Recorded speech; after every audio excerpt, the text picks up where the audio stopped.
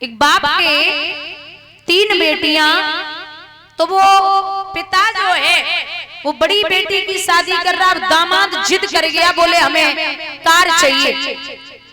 पिताजी बोले नहीं दे पाऊंगा, कैसे दूंगा कार बेटा, पैसे इतने हैं नहीं। बोले मैं बारात वापस ले जाऊंगा लेकिन मुझे कार दे दो। पिता ने पगड़ी उतारी और दामाद के चरणों पे रख दी, बोले बेटा माफ करना, पैसे नहीं है, आप कुछ भी करो। बोले नहीं, बारात वापस ले जाऊंगा। बेचारा बेइज्जती की वजह से यहाँ वहां से पैसे लेके पैसे इकट्ठे किए और अपनी बड़ी बेटी को कार दे दी। सुबह सुबह जब वहां पहुंचे घर पे, विदा होके आई तो अपनी पत्नी को उठाया, बोले चल मंदिर चल रहा है दर्शन करने। तो पत्नी ने बढ़िया साड़ी 16 श्रृंगार किए और मंदिर जाने की तैयारी की। साहब गाड़ी चलाए रहे, इतनी तेज गाड़ी है, इतनी तेज गाड़ी है, आगे बढ़े तो एक भिखारी विकलांग था, वो भिखारी रोड क्रॉस कर रहा था, रोड पार कर रहा था भिखारी। अचानक साहब की गाड़ी इतनी तेज है, जब तक कंट्रोल की तब तक भिखारी के इतनी छूने से बच गई। साहब गुस्से में उतरे। अब पत्नी बार बार रोक रही थी कि महाराज धीरे चलाओ, किसी के चोट लग जाएगी। वो खुद के बाप को पैसा लगो हो तब तो धीरे चलाओ, खुद के बाप को तो लगो ना जो मैं धीरे चला। एकदम साहब गुस्से में उतरे, बोले क्यों रे भिखारी, लंगड़ा तो है, अंधा भी हो चुका, अरे इतनी बड़ी गाड़ी तुझे दिखाई नहीं दी, अगर गाड़ी टूट जाती तो इसका पैसा कौन तेरा बाप देता। भिखारी हाथ जोड़ रहा, साहब गलती हो गई, माफ करना। बोले ऐसे कैसे माफ कर दूं, अरे तू मर जाता तो तेरे रोने वाले नहीं थे, लेकिन अगर गाड़ी टूट जाती तो इसका पैसा कहां से आता। तुम जैसे भिखारी औकात तो जानते नहीं हो अपनी, और गाड़ी के सामने आए हो, तुम्हारे परिवार वालों को मैं पैसे देता क्या। भाई करी खोटी सुनाई है साहब ने। पत्नी गाड़ी से उतरी और 100 रुपए निकाले और भिखारी को दे दिए। अब जैसे ही भिखारी को पैसे दिए, साहब तो आग बबूला, बोले तेरे जैसे लोगों ने भिखारियों के दिमाग खराब किए, अरे ऐसे पैसे देने की क्या जरूरत थी, पागल है क्या। पत्नी ने पति का चेहरा देखा और जवाब दिया, जबान संभाल के बात कीजिए। क्यों, इसके तो पैर नहीं है और गरीब है, इसके पैर नहीं है, ये गरीब है, तब रोड पे खड़े होके भीख मांग रहा है, और तुम्हारे तो पैर वो सही सलामत हो, घर से वो सही सलामत हो, तुम मंडप के नीचे बैठ के मांगा तो तुम्हें शर्म ना आती। ये रोड का भिखारी है और तुम मंडप के नीचे बैठने वाले भिखारी हो, अरे तुम्हारी क्वालिटी अलग अलग बातें कही है। भिखारी सब हो, कोई मंदिर में अंदर खड़े होके मांगता है, कोई रोड पे खड़े होके मांगता है, और कोई मंदिर के बाहर बैठ के मांगता है। भिखारी सब ही होते हैं। बोलिए गोविंद भगवान की। किसी भी तरीके से मांगा जाए भैया, जितना उसके मेहनत कीजिए, मेहनत अगर कर रहे हैं तो फिर ठीक है, वरना किसी के पैसे से आप पैसे वाले होने वाले नहीं हो। कब तक चलेगा। तो बेटियों को काबिल बनाइए, क्योंकि बेटा आन है तो बेटी सम्मान है, बेटा सुर है तो बेटी तान है, बेटा अगर दीपक है तो बेटी उसकी रोशनी है, बेटा गंगा है तो बेटी धार है, बेटा अगर एक कुल का नाम रोशन करता है तो बेटी 2-2 कुलों का नाम रोशन करती है। ओस की बूंद सी होती है बेटियां, दामन दिल धाम हो तो रोती है बेटियां, एक घर की आन होते हैं बेटे तो 2-2 घरों की आन होती हैं। बेटी जो होती है, आप लोग सोच रहे हैं बेटियों पे ही बोलती जा रही है, लेकिन माताओं 100 पुण्य करो, 100 अच्छे काम करो, तब घर में लड़का पैदा हो। तो और 1 करोड़ अच्छे काम करो तब बिटिया घर में पैदा होते। बोलिए गोविंद भगवान की। लोग सोचते हैं कि 4 बेटा है गए, अब बिटिया की का जरूरत है। हम तो बड़ो पैसा वालों को है, 5-5 10-10 लाख मिले तो 40 लाख हो गए, है ना। 2 बेटा हो गए तो सोच रहे एक बिटिया ना है तो बढ़िया गुजारा होगा, पैसे जिंदगी भर बढ़िया जमा के रखेंगे। अच्छा ऐसे सब दुनिया सोच ले कि एक लला होएगा, बिटिया की जरूरत ना है तो बेटन की शादी कहां से हुई है, लड़कन की शादी कहां से होगी, कहां से करोगे, क्योंकि बेटियां नहीं होगी तो रिश्ते बंद हो जाएंगे।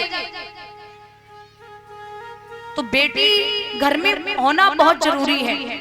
लड़का पैदा हो जाए तो 12 गांव जान लेते हैं, और बिटिया हो जाए तो चेहरे भी 12 बज जाते हैं। फोन तो करे भैया लक्ष्मी आई गई, लक्ष्मी लक्ष्मी तो बस कहवे की बात है, बस ऐसे दिखावटी चेहरा कहां ले जाओ।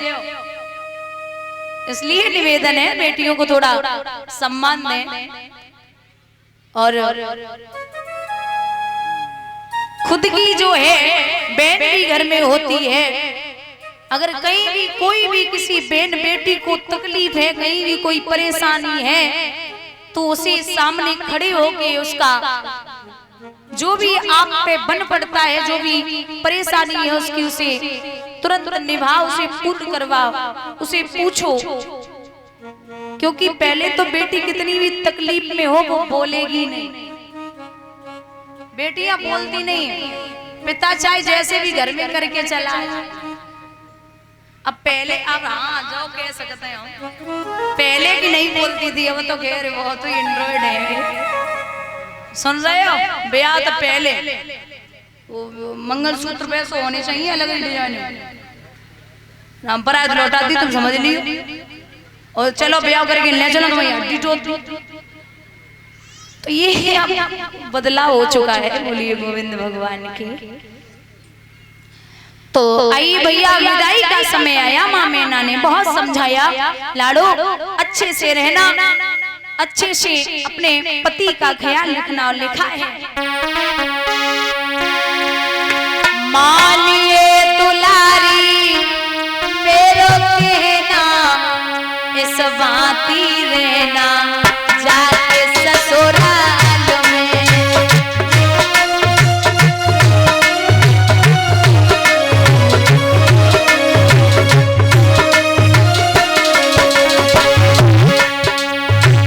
सब कुछ पड़ेगा मेरी सहना, इस बाती रहना जाके ससुराल में।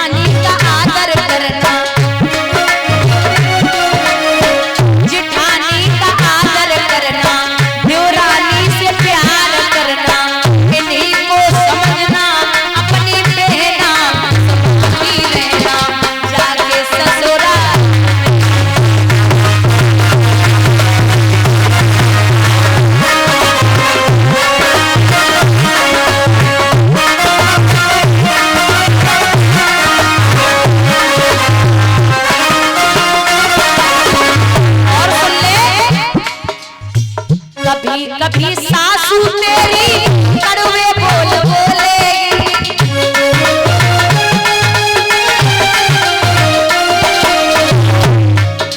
सास की आदत होती है कहीं न कहीं थोड़ा कड़वा बोली देती है। कभी कभी सासू तेरी कड़वे बोल बोलेगी।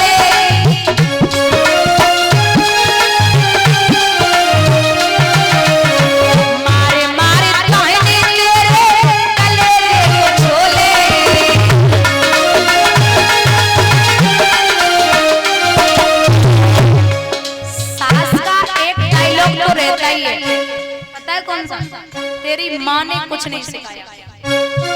सास ये जरूर बोलती है कि तेरी माँ ने कुछ नहीं सिखाया। आप उन्हें कौन बताएगा? मैया के पास आते कोचिंग सेंटर पे थोड़े ही रहे, है ना लाडो? कुछ मत बोलना तू, मुख मत बोलना तू, कुछ मत बोलना तू, मुख मत बोलना तू, नीचे को झुकाए रखना, समाधि लेना जाके